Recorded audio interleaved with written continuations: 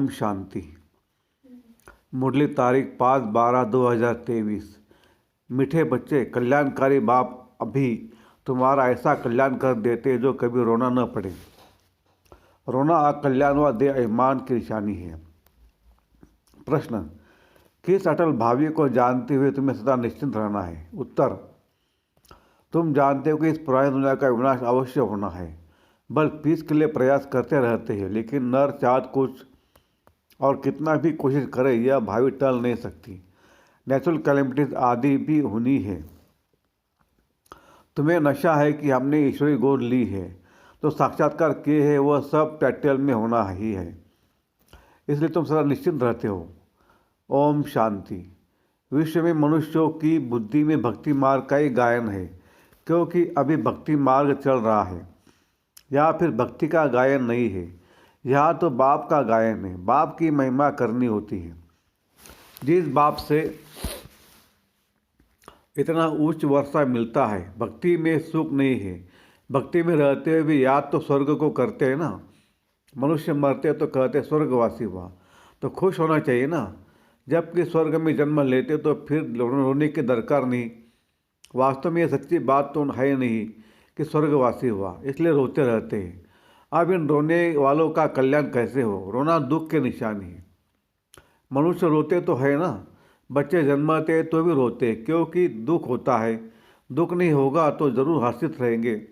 रोना तब आता है जब कोई न कोई अकल्याण होता है। सत्युग में कभी अकल्याण नहीं होता, इसलिए वहाँ कभी रोते नहीं। अकल्याण की बात ही नहीं होती। यहाँ कभी कमाई में घाटा पड़ता या कभी अन्न नहीं मिलता तो दुखी होते हैं, दुख में रोते हैं। भगवान को याद करते कि आकर सभी का कल्याण करो। अगर सर्वव्यापी है तो किसको कहते कल्याण करो? परम पिता परमात्मा को सर्वव्यापी मानना बड़े से बड़ी भूल है। बाप है सबका कल्याणकारी, वह एक ही कल्याणकारी है, तो जरूर सबका कल्याण करेंगे। तुम बच्चे जानते हो परम पिता परमात्मा हमेशा कल्याण ही करते हैं। अब वह परम पिता परमात्मा कब आए जो विश्व का कल्याण करें? विश्व का कल्याण करने वाला और तो कोई है नहीं। बाप को फिर सर्वव्यापी कह देते हैं। कितनी भारी भूल है। अभी बाप अपना परिचय देकर कहते हैं मन मना भो, इसमें भी कल्याण है।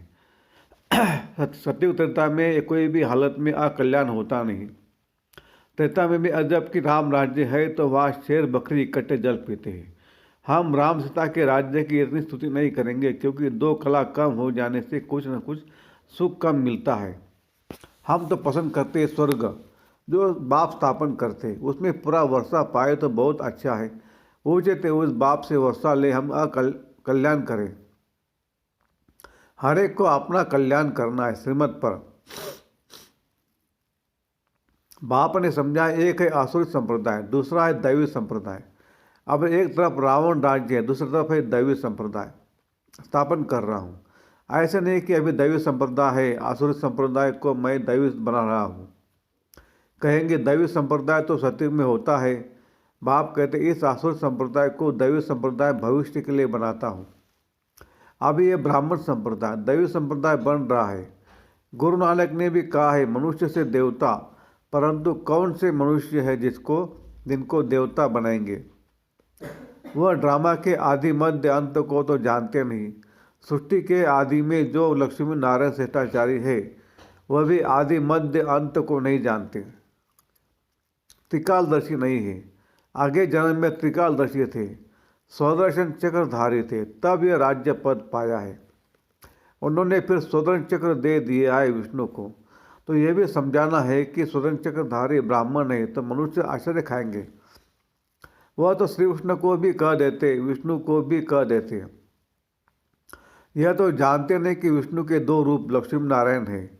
हम भी नहीं जानते थे। मनुष्य तो हर बात में कह देते हैं भावी। जो होने वाला है उसको कोई टाल नहीं सकते। यह तो ड्रामा है।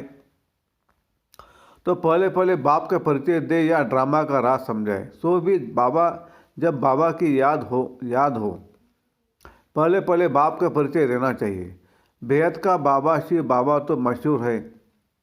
रुद्र बाबा भी नहीं कहते, शिव बाबा नामी ग्रामी है। बाप ने समझा है कि जहाँ जहाँ भक्त है उन लोगों को जाकर समझाओ। अखबार में पढ़ा था, मनुष्य कहते हैं कि हिमालय की इतनी मल्टी मिलियन एज है। अब हिमालय की कोई आयु होती है क्या? यह तो सदैव है ही। हिमालय कभी गुम होता है क्या? यह भारत भी अनादि है, कब रचा गया उसकी एज नहीं निकाल सकते। वैसे हिमालय के लिए भी नहीं कह सकते कि यह कब से है। इस हिमालय पहाड़ की आयु गिने नहीं जाती। ऐसे थोड़े कहेंगे कि आकाश की व वायु समुद्र की आयु इतनी है। हिमालय की आयु कहते हैं तो समुद्र की भी अब बताए, कुछ भी जानते नहीं। या तो तुमको बाप से वर्षा पाना है। यह है ईश्वरीय फैमिली। तुम जानते हो बाप का बनने से स्वर्ग के मालिक बनते हैं। एक राजा जनक की बात नहीं, जीवन मुक्त में अथवा राम राज्य में तो बहुत होंगे ना। सबको जीवन मुक्ति मिली होगी। तुम सेकंड में मुक्ति जीवन मुक्ति पाने के पुरुषार्थी हो। बच्चा बने हो, मम्मा बाबा कहते हो, जीवन मुक्ति तो मिलेगी ना। समझ सकते, प्रजा तो ढेर की ढेर बनती जाती है। दिन प्रतिदिन प्रभाव तो निकलना है ना। ये धर्म की स्थापना करना बड़ी मेहनत है। वह तो ऊपर से आकर स्थापना करते हैं, उनके पिछाड़ी ऊपर से आते जाते हैं। या तो एक एक को राज्य भाग्य पाने का लायक बनाना पड़ता है। लायक बनाना बाप का काम है। जो मुक्ति जीवन मुक्ति के लायक थे सबको माया ने नालायक बना दिया है। पांच तत्व भी नालायक बने हैं, फिर लायक बनाने वाला बाप है। तुम्हारा अभी सेकंड सेकंड जो पुरुषार्थ चलता है, समझते हैं कल्प पहले भी फलाने ने ऐसा पुरुषार्थ किया था।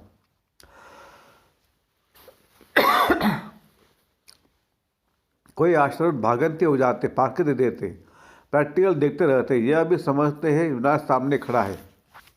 ड्रामा उसका सबको एक्ट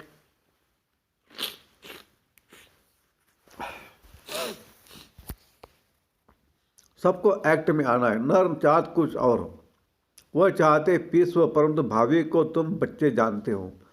तुमने साक्षात्कार किया है। वह बल कितना भी माथा मारे कि विनाश न हो, परंतु यह भावी टल नहीं सकती। अर्थ के नेचुरल कैलेमिटीज होगी, वह क्या कर सकते। कहेंगे यह तो गॉड का काम है। तुम्हारे में भी बहुत थोड़े दिन का इतना नशा चढ़ता है और याद में रहते। सब तो परिपूर्ण नहीं बने हैं। तुम जानते हो यह भावी टलने की नहीं है। अन्न नहीं है, मनुष्य के रहने के लिए जगह नहीं है, तीन पैर पृथ्वी के नहीं मिलते। तुम्हारा यह ईश्वरीय परिवार, माता पिता और बच्चे। बाप कहते मैं बच्चों के आगे ही प्रत्यक्ष होता हूँ, बच्चों को सिखाता हूँ। बच्चे भी कहते हम बाप की मत पर चलते हैं। बाप भी कहते मैं बच्चों के ही सम्मुख आकर मत देता हूँ।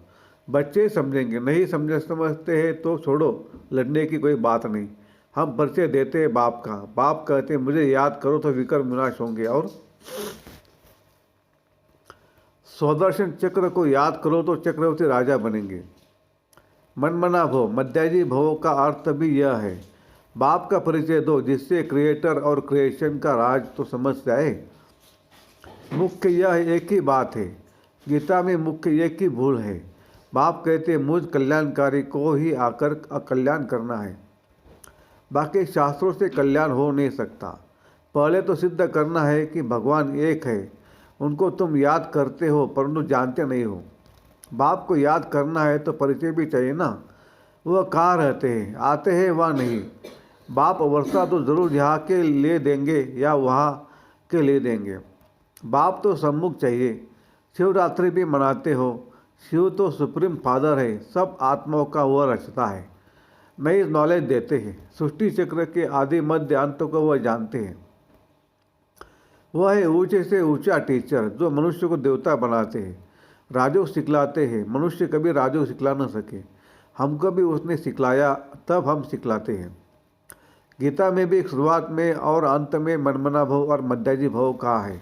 झाड़ और ड्रामा का नॉलेज भी बुद्धि में रहता है, डिटेल में समझाना पड़ता है।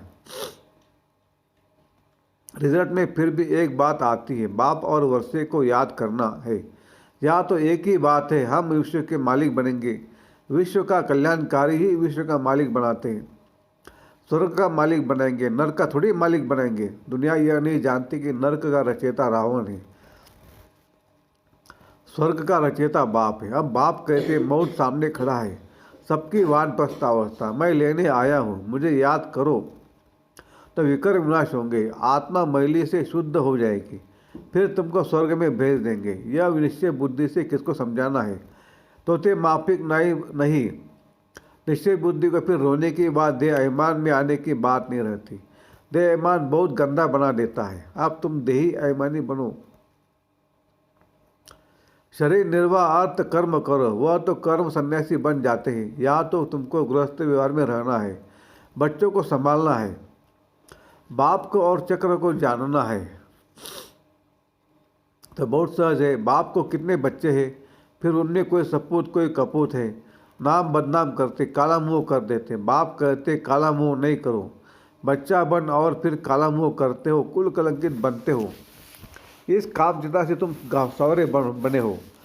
काम चिता पर थोड़े जल मरना है, हल्का नशा भी नहीं होना चाहिए। सन्यासी आदि अपने फॉलोअर्स को ऐसे थोड़ी कहेंगे, वो रियलिटी में नहीं है।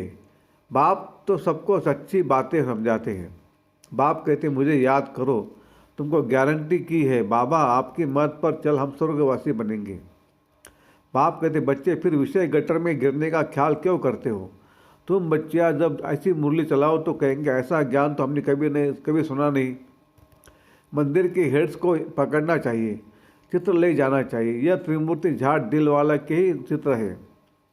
ऊपर में दैवी झाड़ खड़ा है, बाकी दैवी झाड़ जो पोस्ट हो गया वह दिखाते। ऐसी सर्विस कोई करके दिखाए तब बाबा महिमा करें।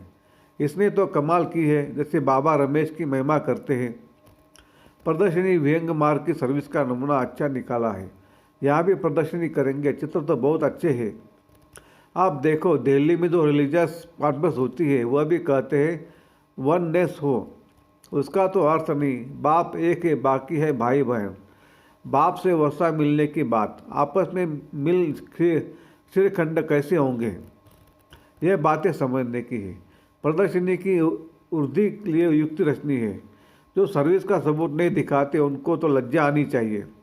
अगर 10 नहीं आए और 8-10 मर गए तो इसमें फ़ायदा क्या हुआ?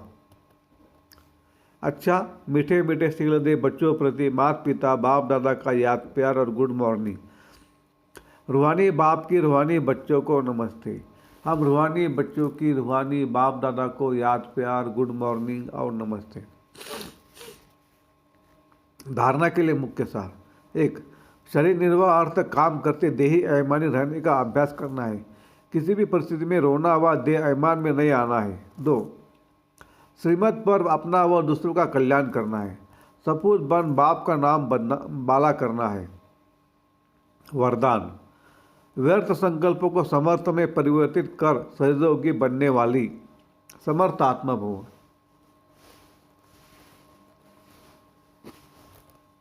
कई बच्चे सोचते हैं कि मेरा पाठ तो इतना दिखाई नहीं देता, योग तो लगता नहीं, आश्चर्य होते नहीं। यह है व्यर्थ संकल्प। इन संकल्पों को परिवर्तित कर समर्थ संकल्प करो कि याद तो मेरा स्वधर्म है, मैं ही कल्प कल्प के सहयोगी हूँ। मैं योगी नहीं बनूंगा तो और कौन बनेगा?